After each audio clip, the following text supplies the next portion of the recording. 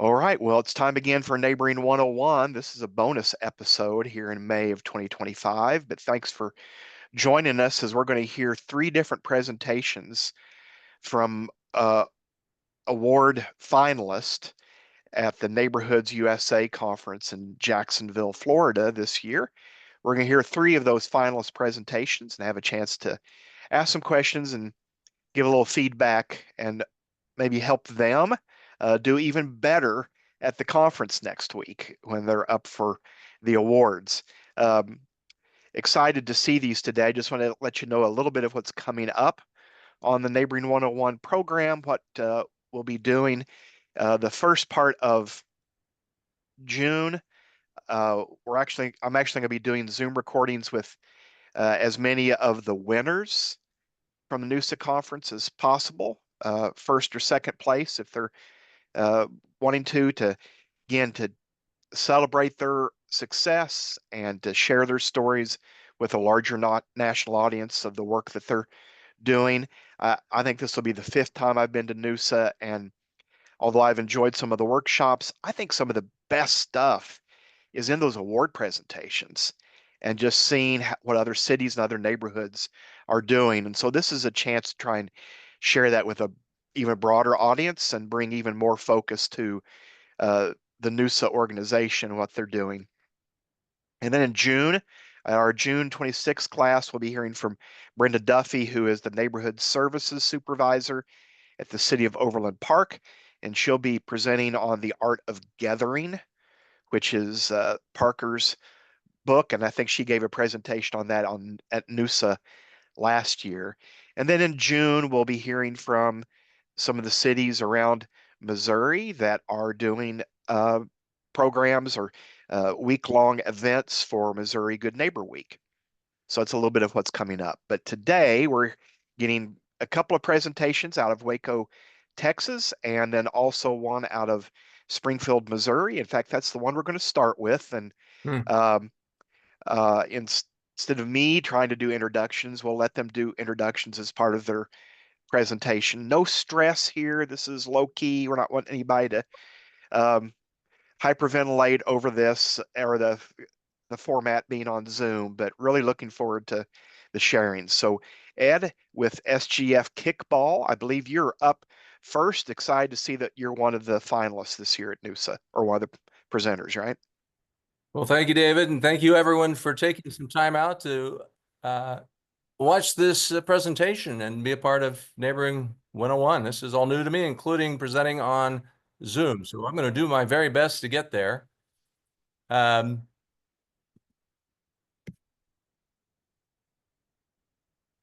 apparently I've got some work to do here. I got to open accessibility on Zoom. Here we go.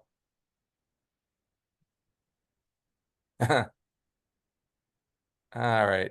Let's see if I can get it to work. You should have share abilities across the bottom there. Yep. Clicking on the share. Clicking on the share, it's giving me a bunch of menus. You can still see me, right? But not the presentation. Not yet. When you click share, then when that window comes up, you are able to click on your desktop or wherever it is that your presentation resides, and then There it is. run your presentation from that. Okay.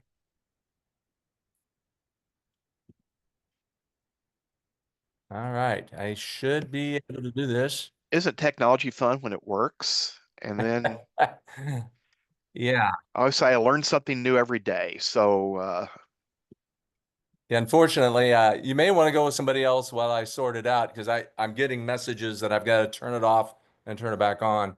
But I'm going to keep trying.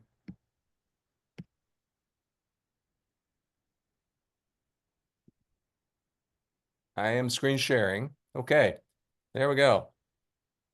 I think I'm on. Can you see a display?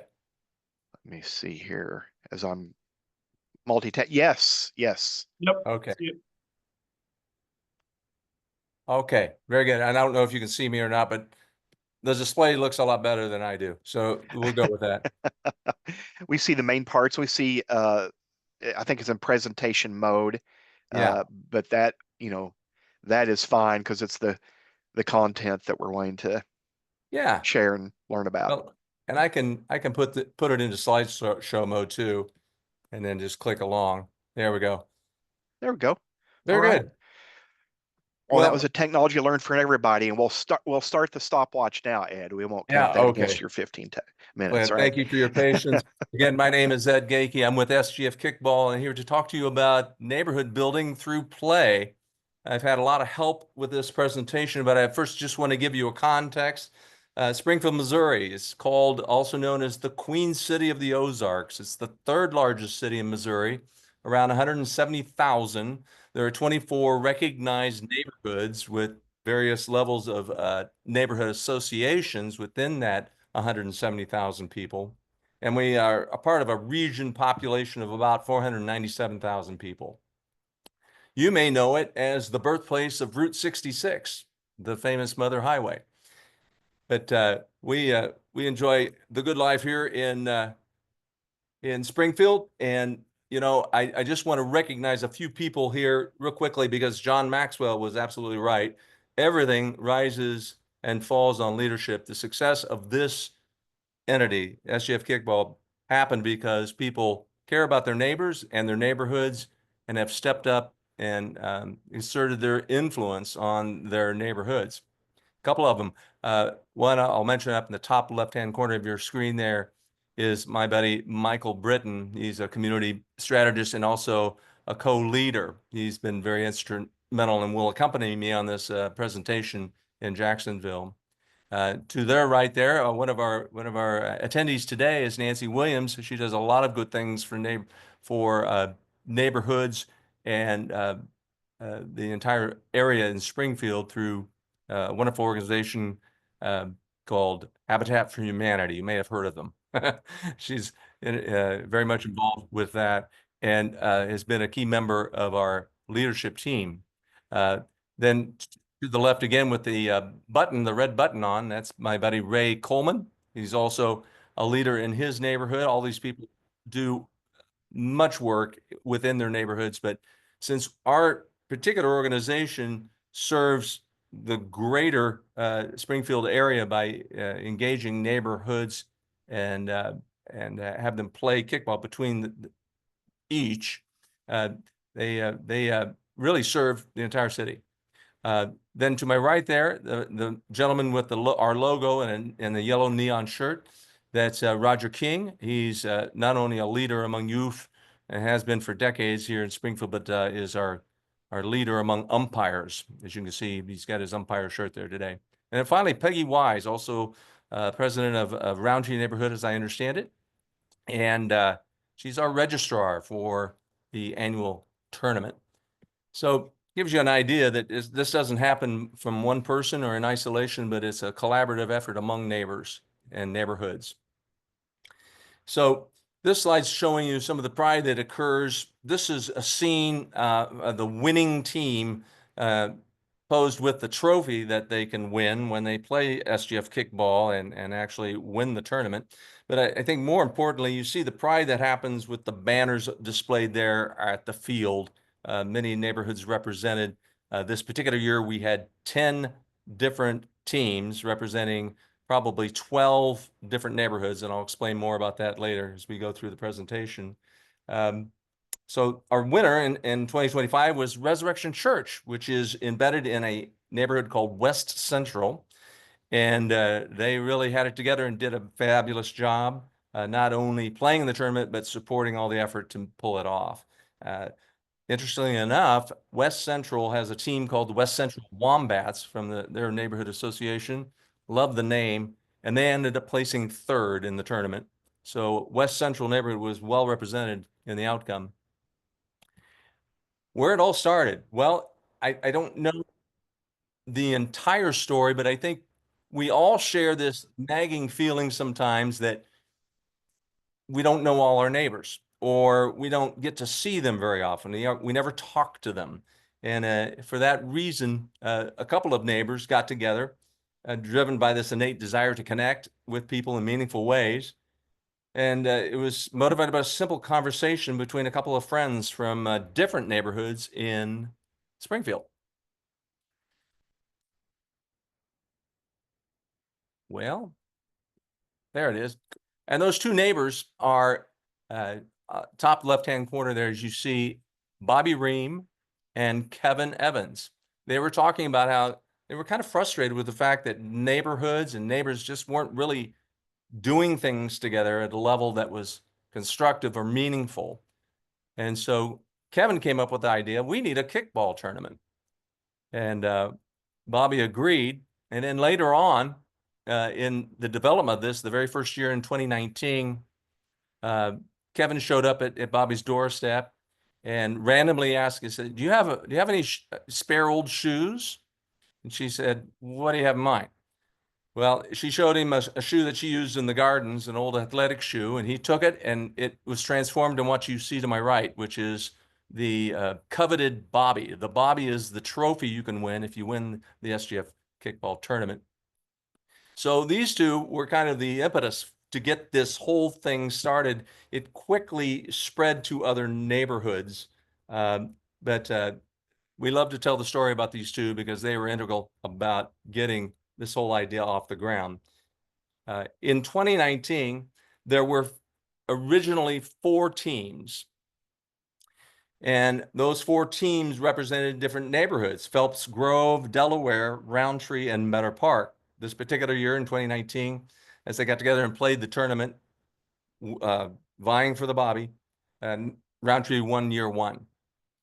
And I think the thing to emphasize here about all of this activity is that kickball as a game is for everyone. And that has been a core value of what we have proposed as we attract new neighborhoods to the fold, that it's for all. It's accessible. We want to make sure that it's free, doesn't cost a registration fee or that sort of thing, and fun for kids of all ages. And so it has a community benefit, if you will, that allows for social revitalization among these neighborhoods and neighbors. So again, in the original tournament in 2019, fielded 4 different teams, and we really believe that out of this movement, it just spread by word of mouth. People could see the benefit of encouraging active living, engaging in parks and other green spaces in ways that may not have been fully utilized before. And we just had a really good time together, and that's kind of infectious. The emphasis on play and having fun. So we are now kicking into year 6, and then just finished our tournament, as I mentioned, in 2025, just earlier this month. And it has evolved along the way. This is a shot of, on the screen you see now, of the tournament in May of 2025, just earlier this month, as I mentioned. And I need to move some things. There we go. We ended up with about 282 people participating at one level or the other, whether they were volunteering, they were playing, or they just came out to root for their team, their neighborhood. That's a new record.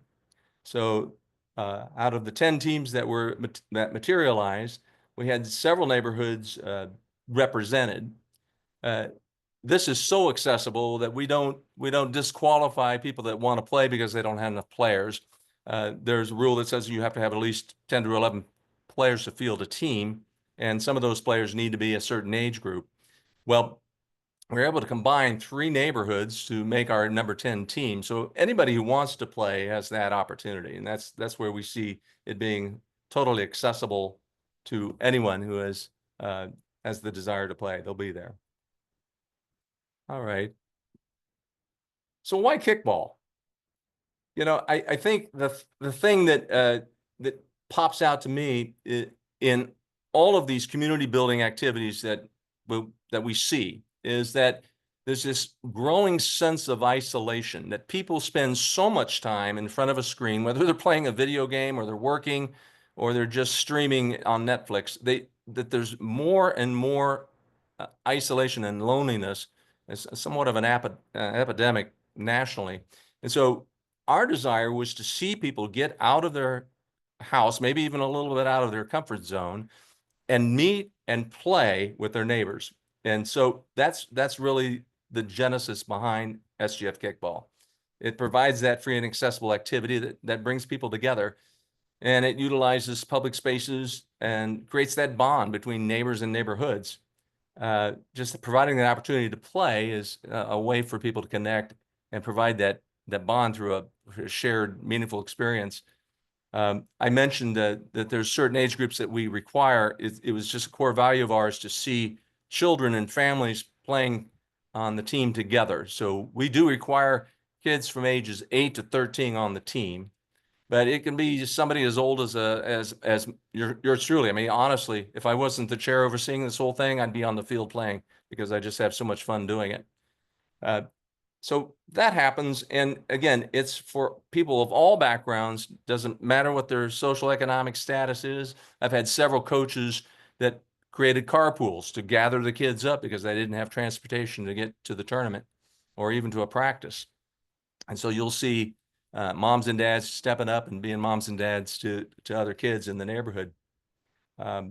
I've also want to share that some of my best friends now are part of this planning committee. I showed you a sampling. That committee is anywhere between 12 to 20 people on any given month. We meet monthly to plan and think big and dream big about what the tournament can become. Again, in our 6th year. So why would we continue to do this? Well, it really speaks to, again, getting people out, having fun, and making meaningful connection.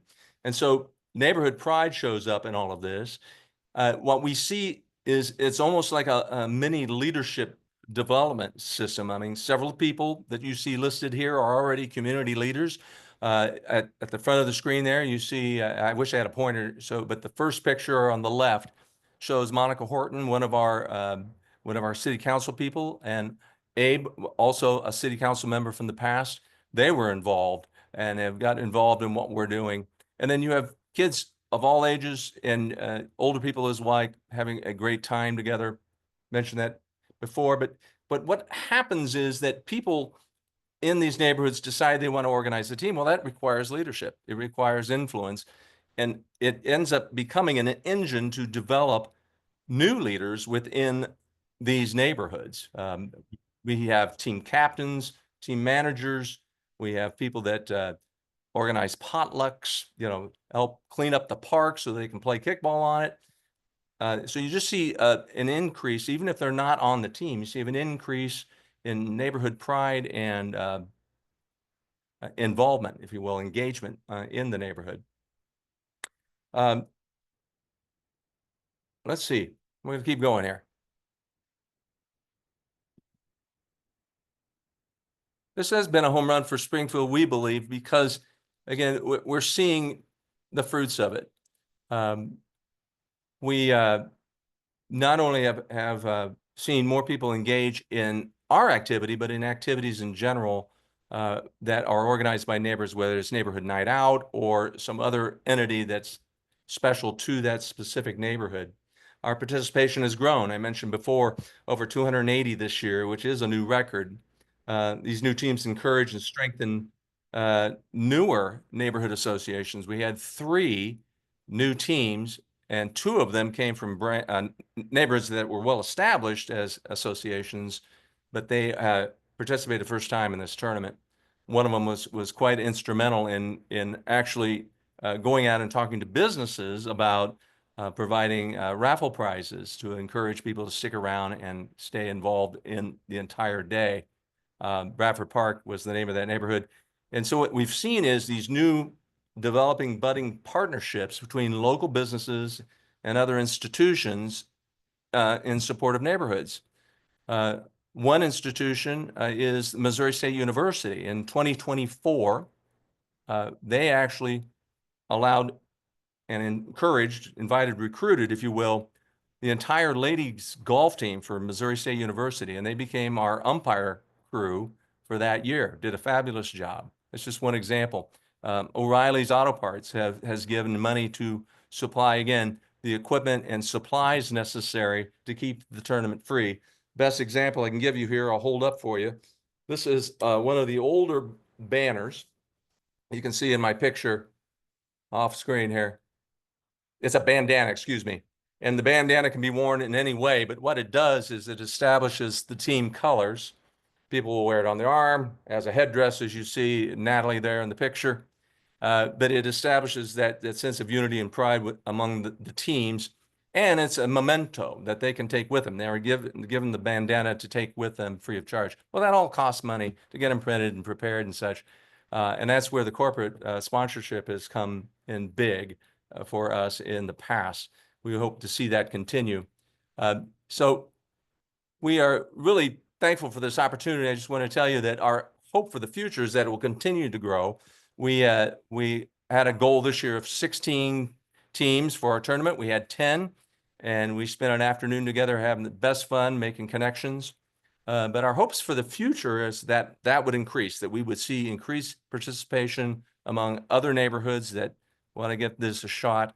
And through that, maybe establish not-for-profit status so that corporate sponsors like O'Reilly's Auto Parts and others can contribute and be a part of it, not only financially, but actually get their people involved and participating in giving back to the community. So I want to thank you for your time, and let's play kickball sometime. Ed, that was just right at 15 minutes. You may have practiced that once or twice. Well Got done. lucky, I think. And look forward to seeing you in Jacksonville.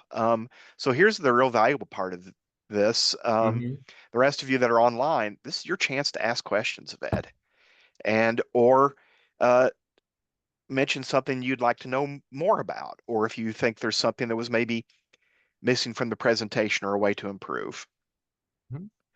Come off mic and share. If you're shy, you can use chat, but you're welcome to jump in on mic.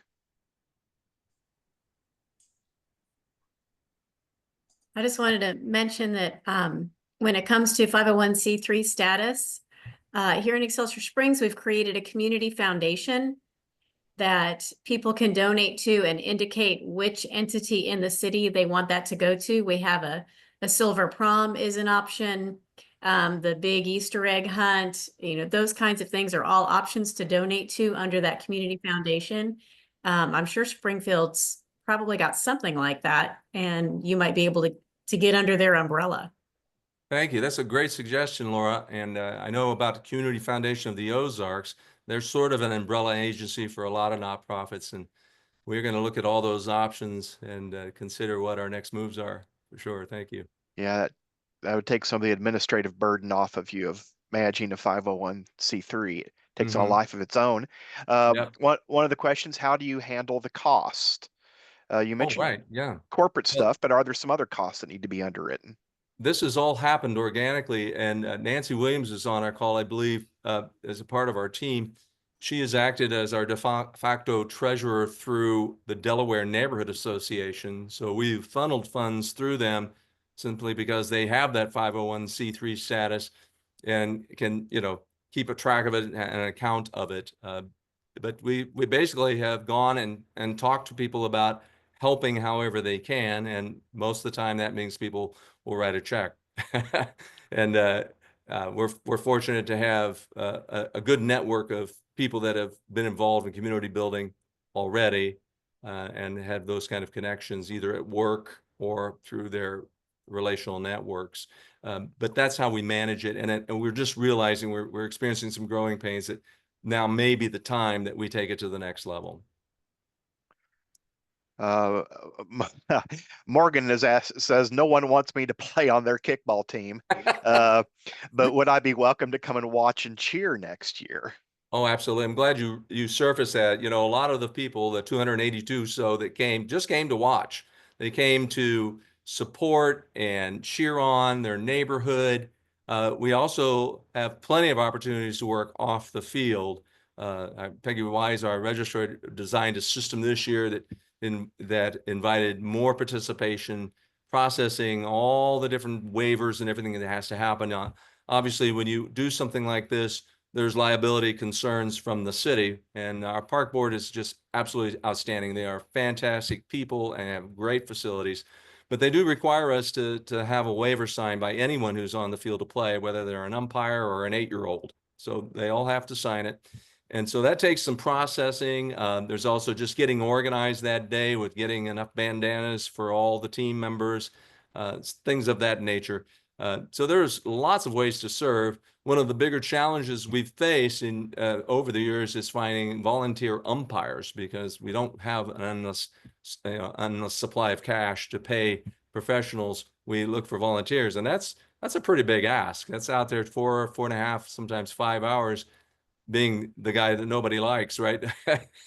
And they just do such a fabulous job, whether it was the lady golf team from MSU, the Lady Bears, or just 4 guys that showed up and said, yeah, I can help. And so we always end up having just a great time. And maybe that wasn't real clear. I know we didn't spend a lot of time on it, but this facility we're at, Meadow Park Sports Complex, has 4 fields that are prepared for us by the city, so we can have 4 games going on simultaneously. So we need 4 of everything.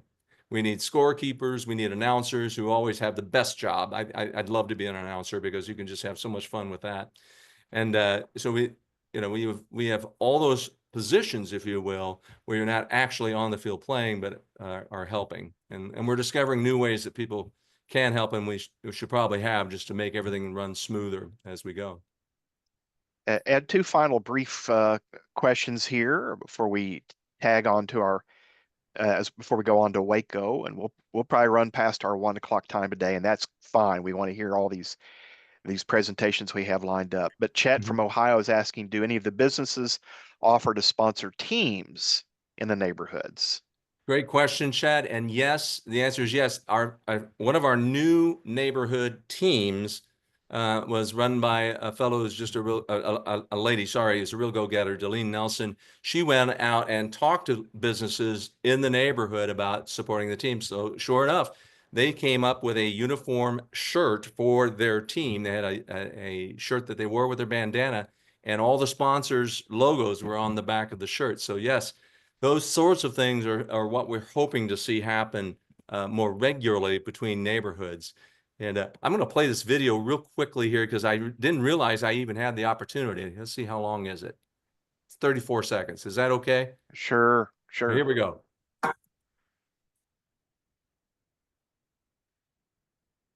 Nice dodge.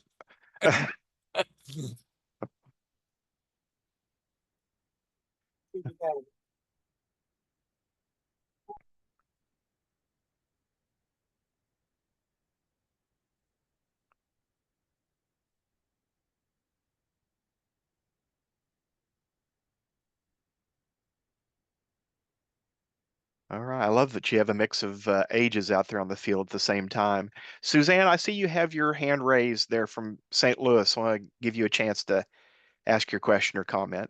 Oh, what a great idea. You have made my creative juices flow. This is something that I'm going to throw to my block and my community and see if they're interested. Thank you for the idea. Thank you. That's nice. That's great. That's what we're hoping for in all of this. And Ed, just one final thing. We have a question about demographics and retirees, drawing in younger families. You see this as something that has helped draw in younger families into neighborhood activity? It is. If the child gets the bug, then it's often bringing the parents along with them. In those situations, that's exactly what happens. I've seen it happen in my own neighborhood, and I've heard plenty of stories of other parents with kids who are otherwise just overwhelmed with life, right? But if they can do something fun together and have some playtime, they're all about that. They want to support it. And what we see is a spillover effect. The community benefit is, they said, well, that was fun. Maybe I should get more involved in my neighborhood doing X, Y, Z. And so they end up becoming a part of the fabric of the neighborhood and supporting whatever the neighborhood is trying to accomplish. Well, Ed, thank you for being on today with us and sharing. Great presentation. Thank you. Wish you all the best in Jacksonville at NUSA. And so we have 2 presentations coming out of Waco, Texas, where there is a great deal of enthusiasm for neighborhoods and neighborhood activity. And Crystal, it's great to see you online today. You have co-hosts. I can make others if there's others on your team that need co-host abilities, and just let me know if that's the case. And you all can do your presentations in whatever order you'd like to do, and introduce yourselves as you do that. Okay. Yes, Marissa needs hosts. Okay, Hi. there's Marissa as well. And then I'm gonna need the access. I think Marissa, did you want to go first or want me to go? I could go first. Okay. And then I'm gonna need assistance on sharing for the sound, what we emailed about. Okay, yeah, Oh. sure. We can step through that as we go. How many people are coming from Waco to NUSA? We have our director on, Millette Harrison. That's our director, so we're bringing our mighty team of 3. Oh, okay. That's great. That's great. We'll love to see you there. Well, Marissa, Alright. the floor, or in this case, I guess the screen, right, is all yours. Okay, let me get it situated first. Sure. Let's see.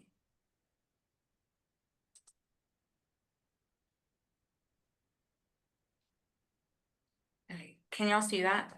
Yeah, Okay. And excellent. okay. Hi, my name is Marissa Zuniga, and I am the program coordinator for the City of Waco Neighborhood Engagement Department. And today I'm here to speak to you about our best neighborhood program for physical revitalization, the Neighborhood Grant Program. A little background first. Our neighborhood engagement department for the City of Waco, Texas, consists of our mighty team of 3. We are the liaisons between the city and its residents, focusing on neighborhood associations. So we provide resources and help to neighborhood associations. So if there's something that they need, or they need an answer to anything, if we don't have the answer, we'll lead them to someone who does. And so the City of Waco consists of 27 neighborhood associations. And out of the 27, currently there are 20 active associations. And so as a department, we attend every neighborhood association meeting, whether it's on a weekday or a weekend. We're there to ensure that, if they need any help or they need us as a resource in anything, that they know we're there as a city. So the origin of our neighborhood grant. Back in 2020, our department actually began. Before the pandemic, neighborhood associations were pretty active. Once the pandemic hit, neighborhood associations went dormant.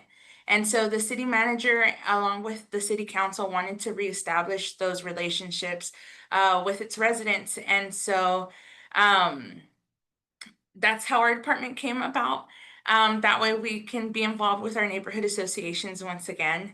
And in the start of our department, our neighborhood grant was created in order to help engage with residents and increase that community spirit, and ensure that neighborhoods just became and remained a vibrant place to live in.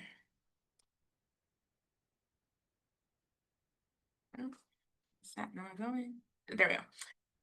All right, and so what exactly is the main vision of the Neighborhood Grant Program? So the Neighborhood Grant Program was made to assist with neighborhood associations with beautification and identity through community-based projects.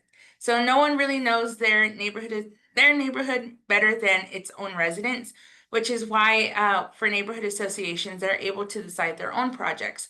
So whether that's to fix up their neighborhood parks or create signs around their boundaries that say their neighborhood name. And so how do we fund the neighborhood grant? The neighborhood grant is a matching grant, so that means that neighborhood associations must put some investment into their neighborhood project. Neighborhood associations can provide their 25% match, which can be in cash, in-kind donations, or volunteer hours. Any project that will be owned by the City of Waco actually does not require a match, such as park benches and identity signs. So in 2024, we actually awarded up to $7,500 per project. And if a neighborhood association actually successfully completes a project the previous year, during the next year, they're eligible to apply for 2 grants, which will total in $10,000. So what is the process in getting a grant? The grant tends to open up in the fall, around September, and we keep that open for 2 months. During this 2-month period, we try to stay connected with neighborhood associations in case they need any help or guidance with their application. We also host a workshop so that they can ask questions or need help filling out papers or anything like that. Once the application closes, our department will look over the applications and see if there's anything missing. And once we have everything from the neighborhood associations, we send that over to our grant review committee, and who will make up a list of projects that they recommend should be chosen. Our grant review committee is actually made up of people from various departments from across the city. This will include Parks and Rec, Code Enforcement, and Waco PD, just to name a few. Once we have this recommended list, that gets sent over to the city manager for final approval. And once that final approval is made, neighborhood associations are notified. And from there, we provide instructions on how to complete the contract, which will include funds that we will award, payment terms, time limits, and any reporting requirements and expectations that we need from them. Once the contract is signed by both the city and the neighborhood, we will send them out a notice to proceed, and they can finally begin their neighborhood project. From there, we do expect them to give us progress reports throughout their entire project. That way we can maintain and make sure that things are going smoothly for them and if they need any help. From there, their grant just must be completed by December 31st. So once a neighborhood association begins their project, again, we try to make sure that they have all the proper resources and help that they may need to complete their project.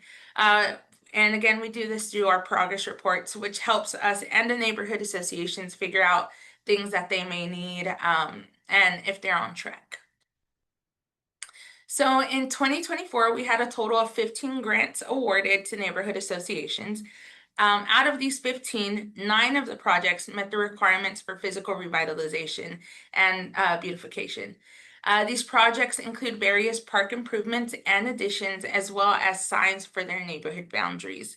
A total of $42,605 were awarded to these 9 projects. And we will start with park improvements. So Alta Vista Neighborhood Association utilized their grant to install a pickleball court and to restripe their basketball court and have other amenities around their park improved. Brook Oaks Neighborhood Association. So with them, this is actually their 3rd year utilizing the grant for their neighborhood park, which is really important because their park is very utilized by families. And it's part of their community center as well. So they decided to use their grant to include 4 new picnic tables. Brookview is another neighborhood association that tends to utilize their grant for their neighborhood park. They included a new park bench and memorial plaque that was installed in their park. And then Parkdale Viking Hills, they actually have their park is really big, and it has a really big walking trail. And one of the things that they always talked about is having more places to sit and more shade, because it does get pretty hot here in Texas. So they used their grant to get more trees and a bench and a new picnic table for their park. And the next section we have is neighborhood signs. So one cool thing about the neighborhood signs. So in the 90s, neighborhood signs were created by the city and placed in majority of the neighborhood associations. But now neighborhood associations are actually able to get them replaced with their own design and input, which is what the following neighborhood associations did. So Brookview, this was one of the second grant that Brookview did this year for 2024, and they utilized theirs to create a new sign.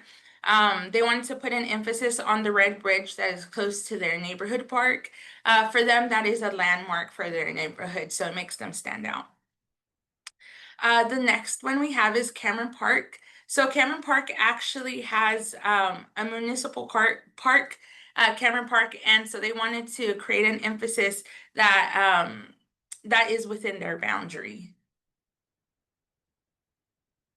North Waco Neighborhood Association, their president actually created their design, and she was very proud of it. She's the one in the yellow, so they're very happy with their design, and it really does stand out in their neighborhood.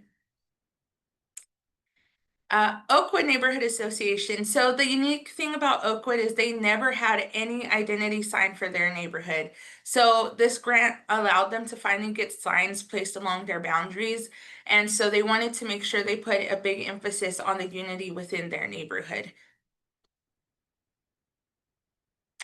And Sanger Heights, so they did something different. They actually made neighborhood sign toppers. So these go on top of stop signs and they're placed around the boundaries of their neighborhood. So this program can be easily replicated. We have all of our resources on and materials on our city webpage, but we are also open to communication for anyone wanting to reach out and receive help or guidance in creating their own program. The neighborhood grant has been a very big success. Parks are actually more utilized. Neighborhood associations have found a lot more pride within themselves. They love to know what neighborhood they are in, and people are always actively trying to get to join these neighborhood associations. It's also interesting because people are finding out that the neighborhoods that they live in, because most don't realize that they have an association. And so, for example, the neighborhood signs really puts a big emphasis on that. And from there, we have found that people really want to be involved in their neighborhood. And this has also helped that the city has been able to help and improve these neighborhoods with the input from its residents. And with that, I believe that makes Waco a city to believe in. And thank you for your time. Wow. Well, folks, jump in if you have questions and comments as you're gathering your questions. Just want to say, Marissa, that was a very well done PowerPoint. The neighborhood signs really add a lot of color to that presentation. Some of those signs were fantastic. And I Yeah. love getting to see those. That was just really, really good part of that. So those that are on the call, questions, comments, observations.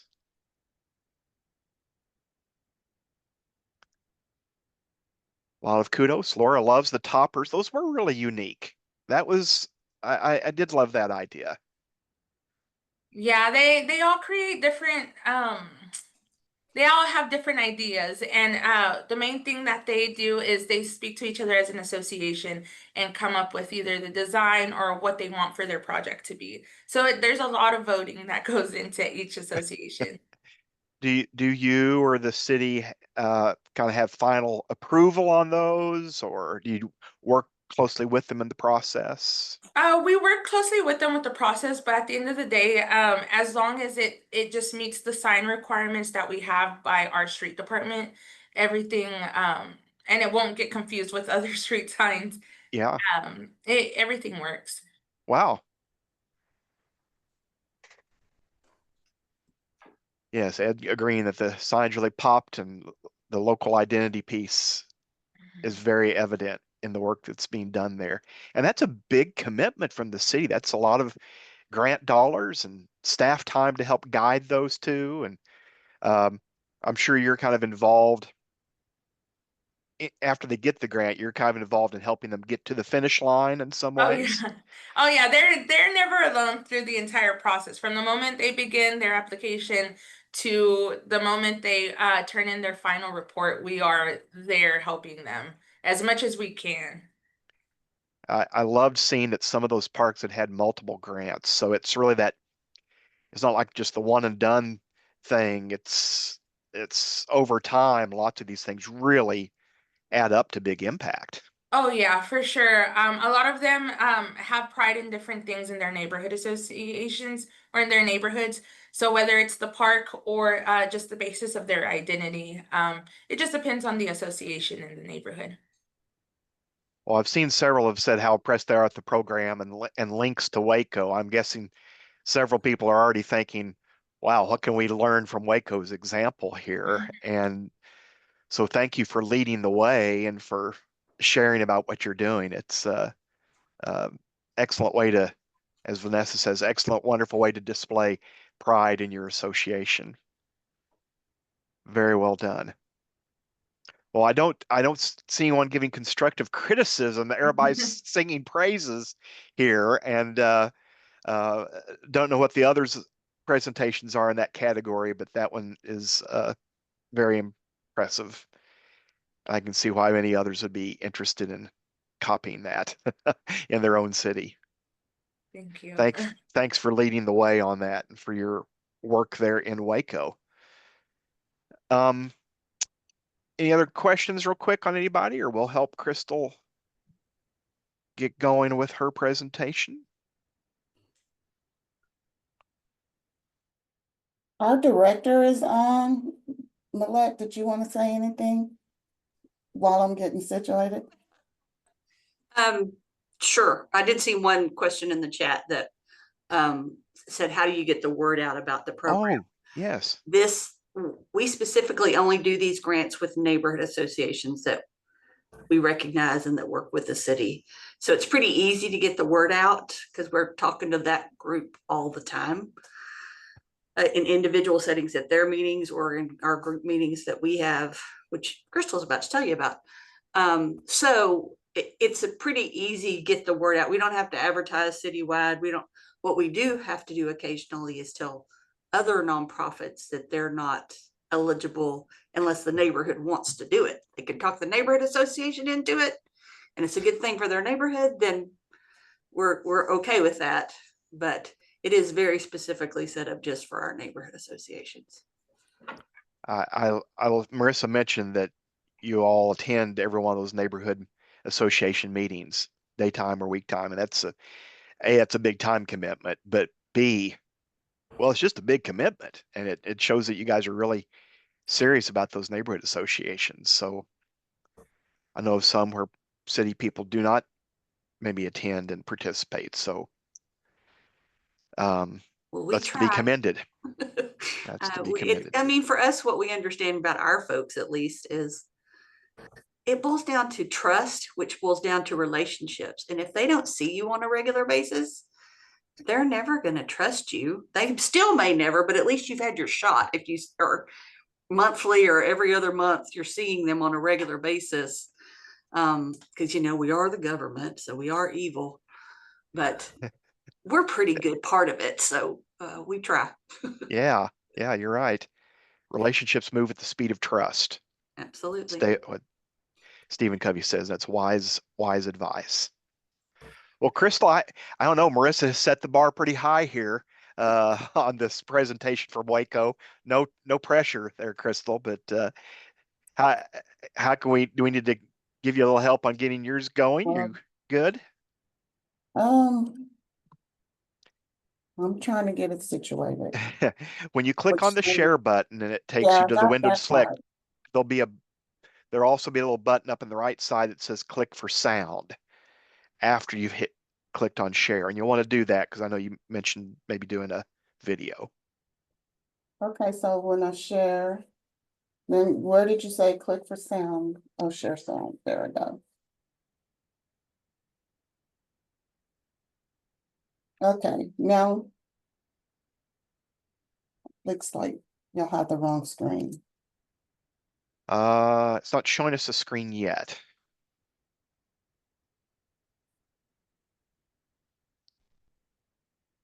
Do the share, click for sound, and then you're able to select your window. There you go. I think something's coming up. There we go. That's the within PowerPoint. Yeah, look at that. There it goes. All right. I do love the city logo. Those are well done.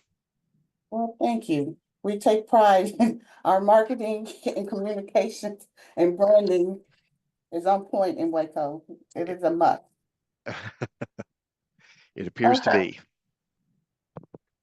Hello, my name is Crystal Anthony, and I am with the City of Waco. We would like to present our Neighborhood Leadership Network Program for the Multi-Neighborhood Partnership Neighborhood of the Year. The City of Waco created the Office of Neighborhood Engagement in 1990. But in 2020, the neighborhood engagement became a department and with a more active role in being a liaison for the city to recognize neighborhood associations. We are a mighty team of 3 with a director and 2 coordinators. Here's a look at our beautiful city. The city of Waco is located between Dallas and Austin on the I-35 corridor. In 2024, the U.S. Census reported a population of over 144,000 residents.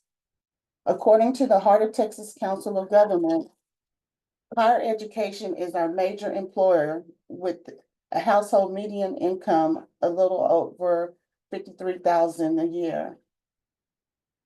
The Greater Waco Chamber of Commerce reports an average home price is $288,000.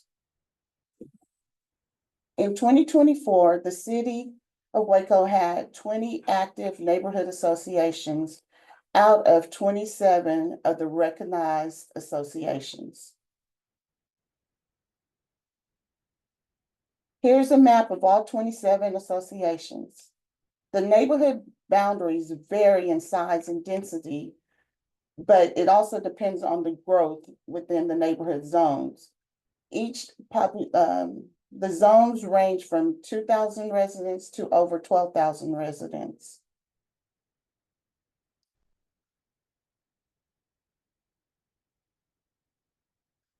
The main objective of the Neighborhood Leadership Network Partnership is to provide neighborhood leaders with an opportunity to address common goals and concerns while building relationships between the associations and the city. Networking is a key for building the partnership. Leadership development is vital for the neighborhood association leaders. Many of our leaders have never been in leadership roles prior to joining their neighborhood associations.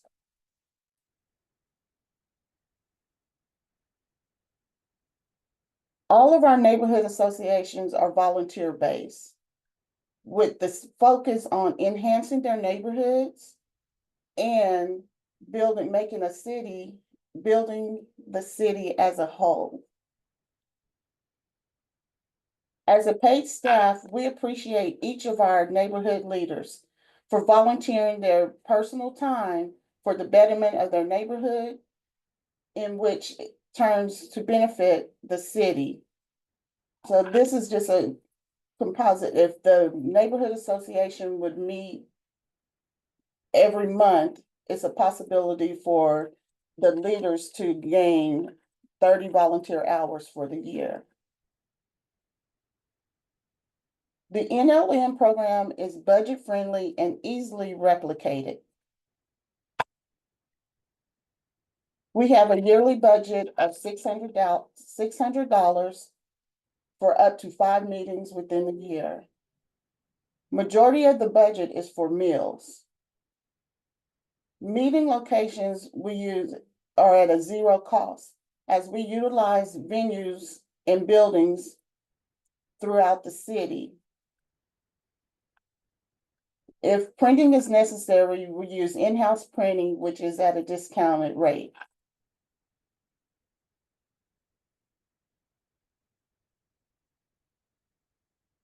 The partnership is easily replicated.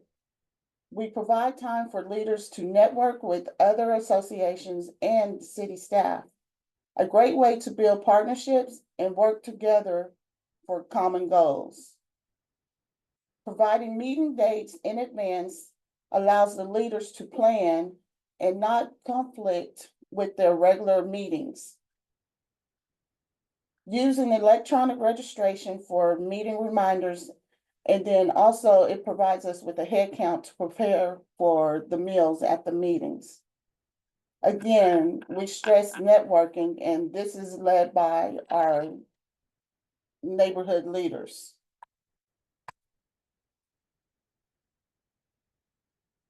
Meetings are held on both sides of the Brazos River and throughout Waco. This provides an opportunities for neighborhood leaders to visit other association areas and build relationships across the city. This was a group photo of our first meeting in 2024. This group represents 12 different associations. If you can't tell, they all kind of have a joking persona about themselves, and they get along really well. They started building the relationship. These leaders are made up of pastors, retirees, business owners. We even have an international music artist, stay-at-home mom, just to name a few. Our meeting topics for the year are driven by the neighborhood leaders, based on feedback and questions to the staff throughout the year. Every meeting is provided networking time to increase partnerships and building relationships. Our first meeting, we have learned over the years that majority of our associations change leadership at the beginning of the year. Thus, the first meeting, we always provide time to review and update the leadership of all the resources that the city of Waco provides to each of the neighborhood associations.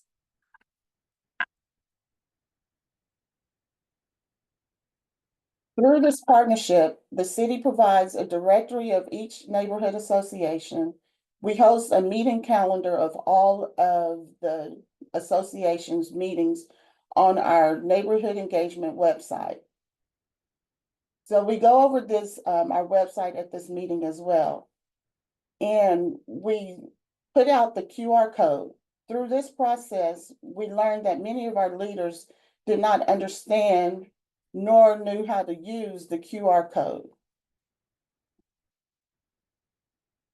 So therefore, at our next meeting, we embedded several QR codes throughout the meeting to equip our neighborhood leadership with tools needed to share so they can take back to their membership. The middle photo is, you can see several of the members looking down on their phones, but they were actually working together and showing each other how to utilize the QR code. This meeting was very interactive. The photo to the left and bottom right, we had that map of all of the 27 neighborhood associations. We broke the group out into 2 groups, and they had to label each one of the 27 neighborhoods and then also the council district. This provided the group an opportunity to network amongst each other, build relationships, but it also showed them who they could talk to because of the boundaries, because of their boundaries of the neighborhood association, which leaders were next to each other.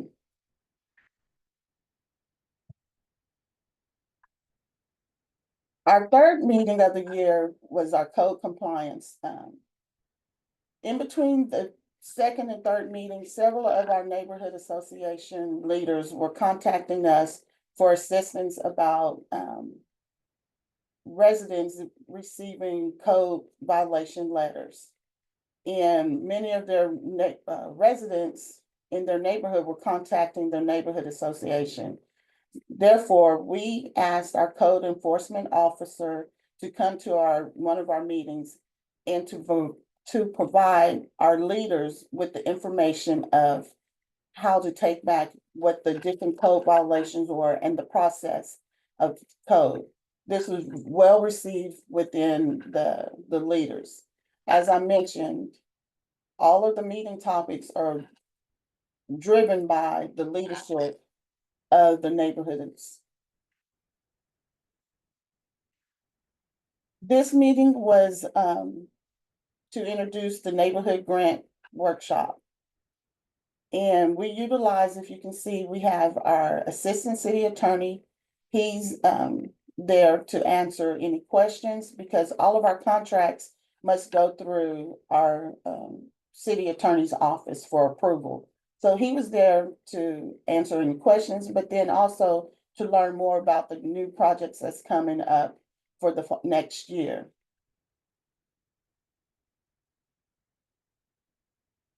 Our last meeting of the year, we sat down and it was just kind of a hodgepodge, just kind of meeting of everything that they wanted to go over. If at the top, that photo, we were discussing leadership development and helping them learn how to run meetings. If you look where the arrow is pointed, that is our mayor. Our city council and mayor attends our several of the meetings throughout the year, and we really appreciate the support of that.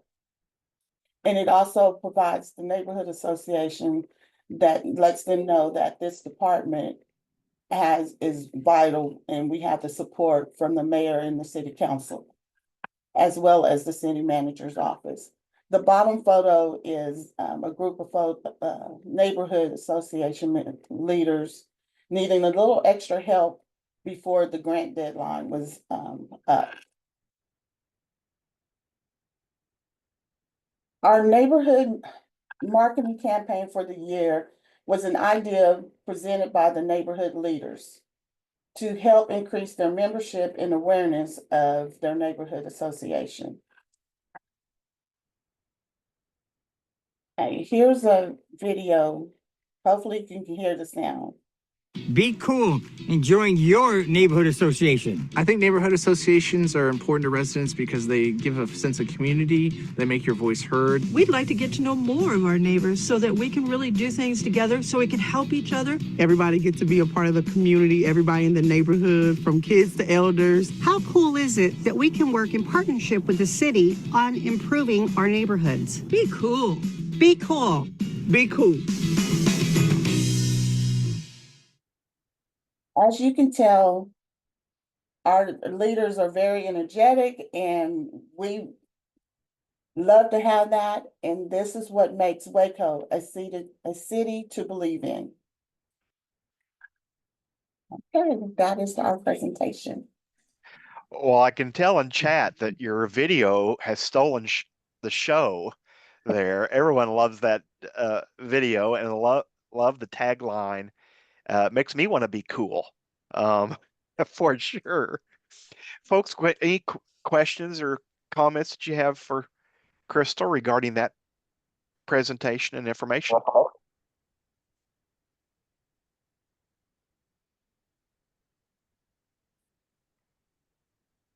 Several people had commented during the presentation about how impressed that they were that you had caught the fact that attendees struggled with QR codes and that you actually did something to help correct that, to help educate them how to use it. That was really, really good. And that's something that we continue to do to make sure. And many of our leaders are seasoned, and so they only use their phone to call. And it was really impressive. Several of them have commented, like, I've asked my grandkids to help me, but y'all were more patient with us.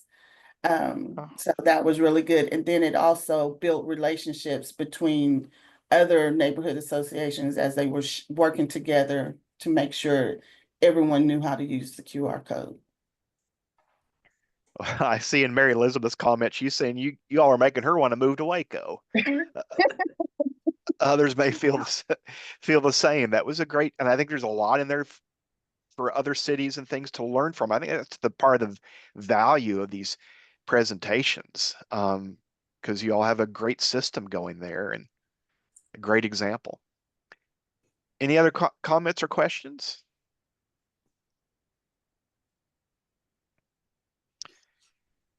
Asking if the NLN meetings are the leadership meetings monthly and sponsored by staff. Is that They're correct? not monthly. We spread them out throughout the year.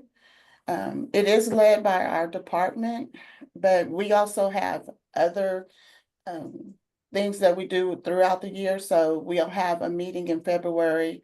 Our next meeting will be in June because we have our city academy, which takes a lot of our time from February to June.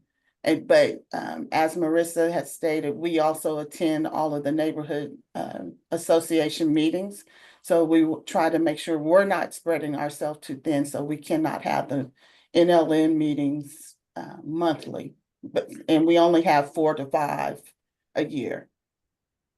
Well, I don't know if you're spread too thin or not, but you're doing an awful lot and of good work. That is a busy department and a busy city when it comes to neighborhoods. See others weighing in, just saying they want to visit Waco now and how very helpful this has been. So tremendous, tremendous job. Any other comments before we cut y'all loose? I'll just say I'll look forward to seeing many of you in Jacksonville, Florida for Neighborhoods USA. I always leave there feeling inspired, and this was just a little bit of a sprinkling of that, a little hint of what is to come, and wish these 3 presentations the very best at in the awards competition. I'll be the first to stand up and yell when your names are announced as winners in Jacksonville. So thanks for sharing, and hopefully that helped you in some way and getting some feedback, and really appreciate you taking the time to do that. Well, we really thank you, and I'll turn it over to our director. You don't have to turn it over to me. The kudos are for y'all. That's why I encouraged you to do this. We really do appreciate this opportunity for the run through. It's made us kind of get it together quick enough, not last minute. Well, as my grandfather always said, they done good. Yep, So they did. Well, thank